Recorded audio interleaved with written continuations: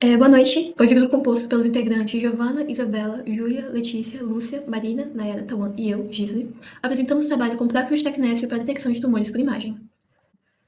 Bom, aqui estão os tópicos que nós vamos abordar, e eu começo então dando uma pequena introdução do que são os radiofármacos em si. Radiofármacos são compostos utilizados pela medicina nuclear para diagnosticar ou tratar algumas doenças. Sua estrutura química é formada por uma parte radioativa, que é o radionuclídeo, como mostra na imagem, e também por uma parte não radioativa, que pode ser chamada de ligante ou carreador. O elemento radioativo dentro dessa molécula vai possuir uma certa especificidade por algum órgão, sistema ou uma doença, e a função desse ligante é conduzir o radionuclídeo para essa região específica do corpo onde ele vai ser detectado, né? Então, de uma maneira sucinta, um radiofármaco é uma molécula marcada por um elemento radioativo. Quando nós falamos de radiação, é importante ter em mente os tipos de recaimento que existem, né, que vão liberar diferentes tipos de radiação, como a radiação alfa, um elétron, radiação gama ou um pósitron, né, que vão apresentar funções distintas quando nós falamos de um medicamento. E aqui temos os radioisótopos que emitem partículas do tipo elétron ou radiação alfa, e são utilizados no tratamento de câncer e de outras patologias, né? Visto que essas radiações, elas têm uma alta capacidade de destruição e uma baixa penetração dos tecidos humanos, né? Enquanto os radioisótopos que emitem radiação gama ou pósitron vão ser utilizados para gerar imagens do corpo humano, auxiliando na detecção de tumores, inflamações, infecções, hipertrofia de órgãos também. Mas as particularidades aqui vão ser mais aprofundadas mais à frente. Outro fator de radiação que deve ser levado em conta é o tempo de meia-vida, pois quando um composto radioativo é inserido no organismo humano, ele não deve permanecer muito tempo, para evitar uma degradação indesejada de algum tecido, ou então que o próprio corpo absorva muita radiação, né? Então ele não pode ficar muito tempo, então a meia-vida não pode ser muito longa, mas também não pode ser muito curta, porque por outro lado tem um tempo de produção desse medicamento, né? Então ele não pode ser produzido e já começar a decair muito rapidamente, porque tem um tempo de administração. Então também é um fator que deve ser considerado. E também cabe lembrar que a liberação de radiação ela é inversamente proporcional ao tempo de meia-vida. E aqui nós fazemos alguns exemplos de radiofármacos com o elemento radioativo e também o nome que vem com o medicamento. Temos o iodo 131, na forma de iodeto de sódio, que é utilizado no tratamento da tireoide e detecção de alguns tumores neuroendócrinos. E o estânio 117, na forma de estânio 117 DTPA, que é um tratamento paliativo de dor nas metástases ósseas. Também temos o índio 111, utilizado na detecção de áreas necrosadas do infarto do miocárdio. E o Tecnes 99M, que é o foco de estudo do nosso trabalho, que, dando uma introdução, é utilizado na detecção de tumores do pulmão, de doença de Parkinson e esquizofrenia. Visto que os radiofármacos, por meio da radiação, conseguem detectar e tratar enfermidades, é interessante que a gente consiga diferenciar esses dois tipos de procedimentos para entender os complexos de tecnécio. Então, a radiação para tratamento é aquela utilizada para aliviar, controlar ou até curar uma doença. A aplicação mais comum é a radioterapia, que eu até deixei um desenho aqui. Nesse caso, os raios ionizantes vão destruir as células tumorais ou apenas impedir que elas se reproduzam, né, se multipliquem. E, em geral, as doses de radiação para tratamento são muito maiores, mais altas, mais intensas que as aplicadas para a radiação de detecção. Por outro lado, a radiação para detecção é um conjunto de ferramentas para o diagnóstico, né, a coleta de informações acerca de uma doença. Exemplos de aplicações comuns são o raio-x, a tomografia computadorizada e a ressonância magnética. É de extrema importância para o encaminhamento do tratamento do paciente, uma vez que é importante você primeiro identificar uma patologia para poder então tratá-la. Os efeitos colaterais são mínimos da radiação para detecção, visto que é usado muito menos radiação do que a radiação para tratamento. E é nesse quadro que a gente encaixa o tecnécio, porque o tecnécio, os complexos de tecnécio vão ser usados para radiação de detecção. Eu vou explicar um pouco de como funciona a detecção de tumores por imagens. Entre os métodos utilizados está o raio-x, a ressonância magnética, a tomografia computadorizada com emissão de pósitrons e a cintilografia. O primeiro método a ser falado aqui é o do raio-x. O raio-x é normalmente usado para identificar tumores ósseos e pulmonares. É utilizado o fato do raio-x ser absorvido de maneiras diferentes por diferentes tecidos do corpo, gerando uma imagem para músculo, uma imagem para osso e outra imagem para pele, a possibilidade de analisar esses tumores, pois a imagem do osso levada na imagem do raio-x é muito bem formada, então é possível identificar mudanças nele que levam o médico a concluir a presença ou não de tumores. O segundo método é a ressonância magnética, que usa o fato da máquina produzir campos magnéticos para colocar todos os prótons do corpo em alinhamento. Depois desse alinhamento, é enviado um pulso de rádio que desalinha esses prótons e quando o pulso passa, os prótons voltam a se realinhar. Nesse realinhamento dos prótons, há uma liberação de energia e essa liberação de energia é captada pela máquina e forma imagens. Nas imagens formadas, é possível, pela análise do médico, chegar à conclusão da presença ou não de tumores, assim como a presença de malformações, entre outras coisas. O terceiro método utilizado é a tomografia computadorizada, que usa radiação X para formar imagens longitudinais do corpo, como fatias, e radiação ionizante para gerar imagens transversais do corpo. Esse método é muito bom pois permite análise do mesmo local de diferentes ângulos, permitindo que, se a visibilidade for ruim de um ângulo, é possível analisá-lo de outro para levar a um diagnóstico mais exato. O quarto método é a tomografia computadorizada com emissão de positons, que funciona basicamente pelo fator do tumor usar muita energia, ou seja, a metástase, para levar a diferente proliferação das células em grande quantidade, usa muita energia. O que é feito nesse método, então?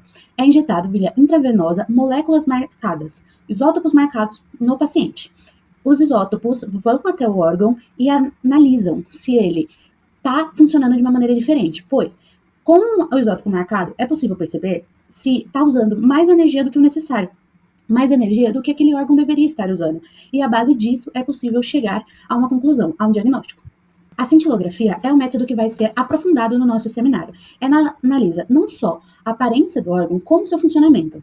A cintilografia utiliza pequenas doses de substâncias radioativas que podem ser ingeridas pelo paciente via oral ou injetadas via intravenosa, e essas pequenas doses vão até o órgão-alvo através de compatibilidade química. Quando essas substâncias chegam ao órgão-alvo, é possível fazer diferentes análises, que será um método aprofundado por nós. O tecnécio é um metal cristalino produzido artificialmente. Ele é radioativo e possui uma coloração cinza meio prateada. Quando ele entra em contato com ar, escurece. Esse radioisótopo é muito utilizado para dar diagnósticos. Ele é um ótimo condutor, é resistente à oxidação e se dissolve em ácido nítrico, água régia e ácido sulfúrico concentrado. A química desse elemento se parece muito com a do rênio, porque ambos queimam quando são colocados em contato com o ar. Este elemento possui uma meia-vida física de apenas 6 horas e energia gama principal de 140 keV. O radiofármaco tem a capacidade de se ligar a determinado órgão, sistema ou receptor no organismo. Isso se dá pela associação dos radionucleotídeos a um substrato ou ligante. Nesse caso, o radionucleotídeo tecnécio é obtido pelo decaimento radioativo de outro radionucleotídeo, o molibdênio, a partir de geradores molibdênio-tecnécio. O produto final é uma solução contendo tecnécio que já constitui-se de um radiofármaco, mas que ainda pode resultar diversos radiofármacos diferentes com afinidades diferentes no organismo, dependendo do seu ligante em uma reação de complexação, que determina a especificidade do radiofármaco. O gerador é um sistema fechado constituído por uma coluna cromatográfica, que é esse tubo cilíndrico. Ele deve ter seu interior preenchido por uma substância absorvente, que nesse caso é o óxido de alumínio. A primeira etapa é o decaimento radioativo do molibdato para o tecnécio. Esse decaimento forma o pertecnetato de sódio a partir da adição de uma solução salina no gerador. Por fim, coleta-se o tecnécio na forma de solução aquosa de pertecnetato de sódio, enquanto o molibdato permanece absorvido na coluna de alumínio. Essa solução final pode ser usada como o próprio radiofármaco ou pode resultar em diversos radiofármacos diferentes, dependendo da reação de complexação. Nessa reação, o ligante vai determinar a especificidade do fármaco. Como nosso trabalho é sobre a utilização de complexos de tecnécio na detecção de tumores por imagem, também é importante que se compreenda o que é um tumor. A gente sabe que as células elas têm naturalmente a capacidade de se multiplicar e essa multiplicação acontece de maneira controlada, com um número alto limitado de células no local determinado e ocasionado por estímulos fisiológicos ou patológicos. No entanto, esse crescimento também pode acontecer de maneira não controlada, que é quando uma massa normal de tecido continua crescendo mesmo após o término dos estímulos, ou seja, tem um crescimento quase que autônomo. Esse crescimento de forma não controlada é chamado de neoplasia ou tumor. Ele é ocasionado principalmente por causa de mutações genéticas, que são alterações do DNA, que também é um processo natural. Mas no caso das neoplasias, essa modificação na estrutura do DNA acontece em genes chamados proto-oncogenes, que é a forma inativa, que quando passa pela mutação se torna os oncogenes, que são os responsáveis pela malignização das células, ou seja, são eles que fazem com que as células normais se tornem cancerosas. As neoplasias, elas podem ser classificadas em benignas ou malignas. As neoplasias benignas, ou tumores benignos, eles têm o seu crescimento de modo mais organizado, de modo lento, expansivo e com limites bem definidos. Eles não têm a capacidade de invadir outros órgãos ou tecidos, mas eles podem ser prejudiciais, porque com o seu crescimento, eles podem acabar comprimindo os tecidos e órgãos que estejam ao seu redor. Alguns exemplos deles são os lipomas, que atingem o tecido gorduroso, o mioma, que está associado ao tecido muscular liso, e o adenoma, que são o tumor das glândulas.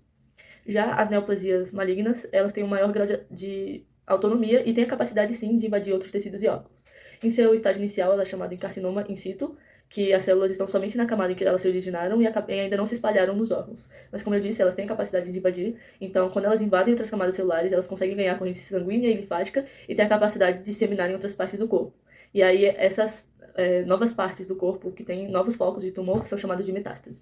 E aí, nessa fase, fica mais difícil o tratamento. Então, o tratamento ele tem maior chance de recuperação quando está na fase do carcinoma in situ. Vale destacar que essa denominação ela não se aplica aos cânceres sanguíneos. Bom, agora que a gente já viu sobre o tecnécio, suas propriedades, tumores e os exames feitos com radiofármacos, a gente vai ver como é feito o uso do tecnécio para o diagnóstico de doenças tumorais. Primeiro eu trouxe aqui algumas curiosidades sobre o uso do tecnécio para diagnóstico, e a primeira delas é que essa é uma tecnologia que o Brasil já domina e que está amplamente difundida pelo país. Inclusive, se você pesquisar agora cintilografia com tecnécio, vão aparecer várias clínicas oferecendo esse serviço.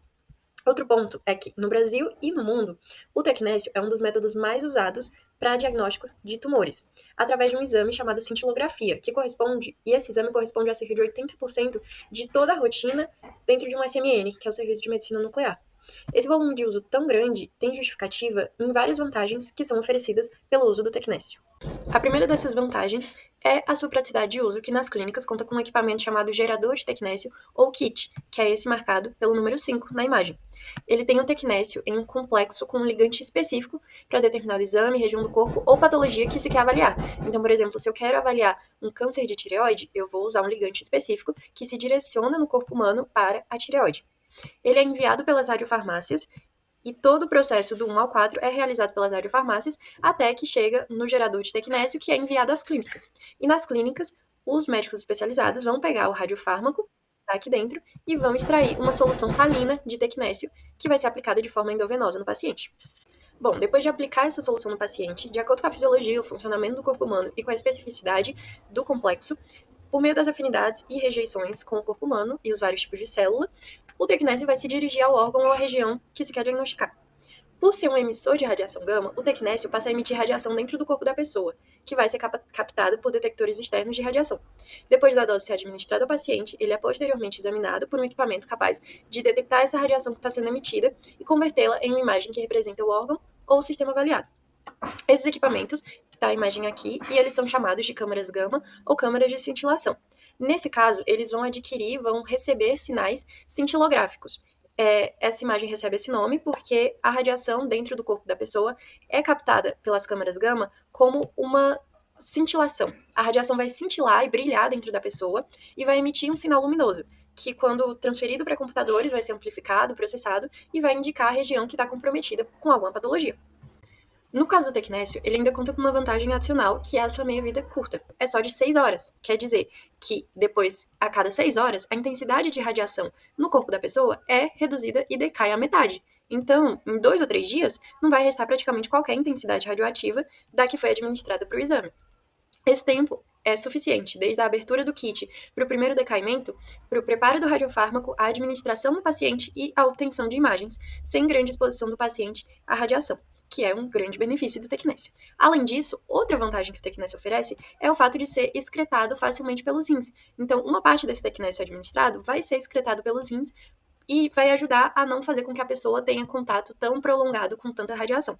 Por isso, inclusive até em casos de pessoas que têm problema nos rins, a dose de tecnécio que vai ser aplicada é alterada dependendo do problema que ela tem. Outro ponto é que o uso de tecnécio para diagnóstico vai ter que contar com um time interprofissional que vai incluir um médico nuclear especialista, um radiologista, enfermeiros, um especialista em alguma área que envolva tecnologia, como, por exemplo, computação, engenharia de software, e um clínico especializado na determinada área patológica que se quer avaliar aqui. Como exemplo, eu trouxe aqui uma imagem de uma cintilografia óssea, e o princípio da cintilografia óssea é que nela os radiofármacos vão se adsorver em uma superfície do osso, onde ele encontrar uma zona ativa com hidroxiapatita. Então, ele vai formar uma fina camada sobre a região ativa do osso com hidroxiapatita, que são zonas mais ativas do osso que ou provavelmente está em crescimento ou tem alguma anormalidade, como, por exemplo, um tumor. Por afinidade, o tecnécio vai se aproximar dessa região com hidroxiapatita, vai se adsorver na superfície, e como a gente sabe que um tumor significa uma maior atividade metabólica, e como a hidroxiapatita indica uma maior atividade metabólica nos ossos, a gente consegue presumir que um acúmulo de zonas com hidroxiapatita no osso pode significar e pode ser um indicador de uma região cancerígena. Então, as regiões cancerígenas vão receber um acúmulo do tecnécio que vai se distribuir de forma diferente no corpo. Se vocês forem ver, no estudo normal, o tecnécio está distribuído aproximadamente igual em todo o corpo, enquanto que num estudo com uma pessoa que tem câncer, ele está distribuído, se acumulando em certas regiões, que são as regiões com hidroxiapatita ativa, que indica uma multiplicação muito avançada das células. Eu vou falar aqui um pouquinho sobre as interações químicas do TECNES com o corpo. E, primeiramente, é interessante notar que durante todo esse trabalho o TECNES assumiu diversas funções e importâncias cruciais. Bom, começando a falar sobre essas interações, é interessante falar que o TECNES tem a capacidade de formar diversos fármacos. Isso ocorre por conta da sua praticidade de obtenção do radioisótopo a partir de um sistema gerador de tecnésio, né, e aí, possibilitando o metal atingir vários estados de oxidação e de coordenação, dando origem a diferentes radiofármacos a partir da simples reconstituição de conjuntos reativos liofilizados. Como exemplo, a gente tem o radiofármaco MDP-99-MTC, que vai se depositar no osso sadio, com preferências por áreas de crescimento ósseo.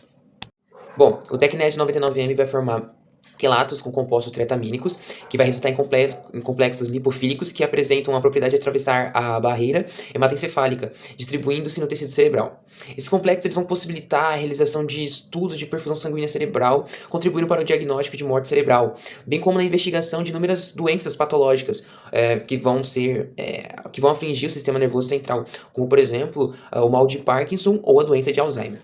Além disso, o TECNES 99M é um dos principais agentes para diagnósticos utilizados na clínica de medicina nuclear, em função de uma série de características físicas do radionuclídeo e pela praticidade dos radiofármacos serem preparados no local de uso, por meio de uma reação de complexação entre um agente complexante, que é o fármaco, e o tecnésio.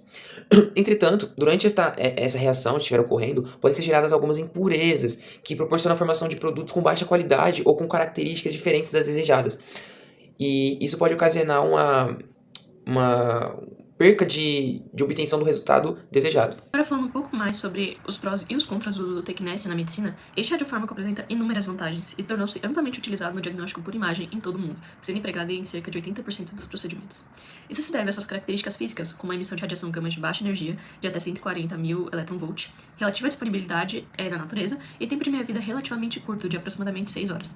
Esse é o tempo adequado para preparo do radiofármaco, administração e aquisição de imagens, sem grande exposição do paciente à radiação, sendo a principal referência para indicar a imagem tumoral segundo a Revista Brasileira de Saúde e Farmácia. Agora falando um pouco sobre os contras, o tecnésio como radiofármaco não apresenta grandes contraindicações como risco de vida ou algum tipo de reação do organismo muito alarmante. As poucas desvantagens encontradas na literatura em relação ao uso dele são que durante o processo de preparo dele, durante a reação de complexação, pode surgir impurezas que comprometem a eficiência dele no organismo, Então ele precisa passar por um controle de qualidade bem rigoroso. E a segunda contraindicação seria que tem que existir a administração correta da dose do tecnésio como radiofármaco, a fim de não causar nenhuma complicação durante a captação da imagem durante a realização desse exame.